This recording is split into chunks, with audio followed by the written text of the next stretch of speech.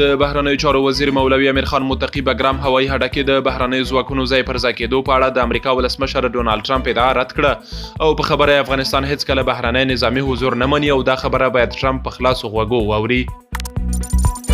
د ازموینو ملي ادارې د 1404 لمریز کال د کانکور ازموینې پایلې اعلان کړې.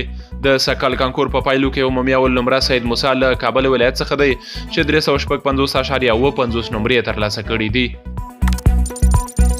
د افغانستان برېښنا شرکت وایي د برېښنا لوړ ولتاژ تخنیکي کارکوونکو یې په لومړي ځل له بهرني انجینرانو پرته له ترکمنستان هرات ولایت ته د 220 کیلو ولټ وارداتي برېښنا پروژې چارې بشپړې کړې.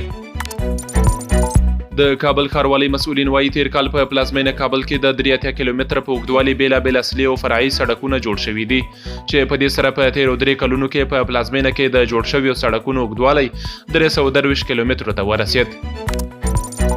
ایرانی چارواکو منلي چې ایران له فرانسې، آلمان او بریټانیا هیوادونو سره د تهران اټومي پروګرام په اړه د خبرو اترو پر پیلېدو هوکړه کړې، خو د وخت او ځای په اړه یې څه نه دي ویلي.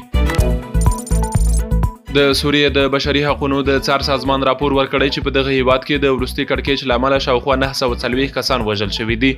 دغه راز بیا حکومتي ځواکونه وایي د سویدا ولایت ځینې سیمې یې تر خپل کنټرول لاندې راوستي او د جګړې د پای ته رسولو هڅه کوي. او وروستی خبر دا چې CNN ټلویزیون خبر ورکړی چې د اوکراین ولسمشر ولادیمیر زلنسکي روسیې ته د سولې د بل پړاو خبرو وړاندیز کړی دی.